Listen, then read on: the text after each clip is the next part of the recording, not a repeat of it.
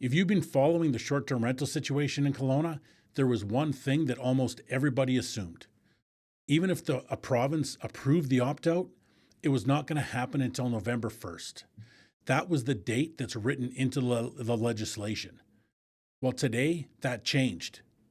Back in 2023, BC introduced rules that restricted short-term rentals to a host's principal residence. That effectively shut down Airbnb-type operations across the entire province for anyone who was not living in their unit most of the time. But the legislation also included a way out.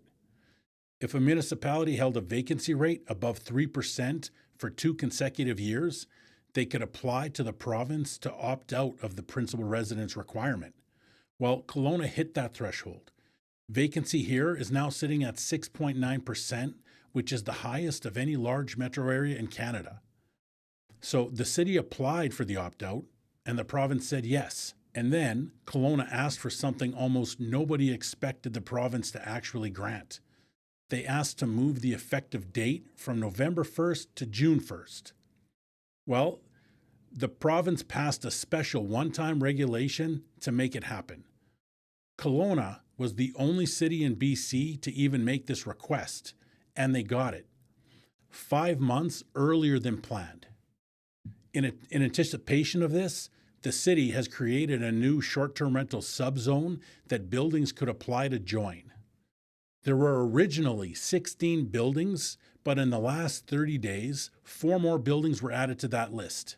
Now, there are roughly 20 buildings in the subzone process that are coming, and they're going to allow short-term rentals. Individual units, they still need a local license and approval from their Strata Executive Council before they can actually list it on Airbnb. This is not a situation where every eligible unit goes live overnight. But the door is now open, and it opens in 6 weeks. If you want a full picture on short-term rentals in Kelowna, including which buildings are eligible and what the income side of this actually looks like, I did a detailed video on that about a month ago. You'll find the link in the description. That video covers everything this one doesn't. The short version, Kelowna just became the first city in BC to get an early opt-out on the short-term rental restrictions 5 months ahead of schedule. Something that nobody saw coming. If you want to talk about what this means for your specific situation or your building, or you're thinking about purchasing a short-term rental in Kelowna, book a time with me to chat. You'll find my booking link in the description below. I'll see you in the next video.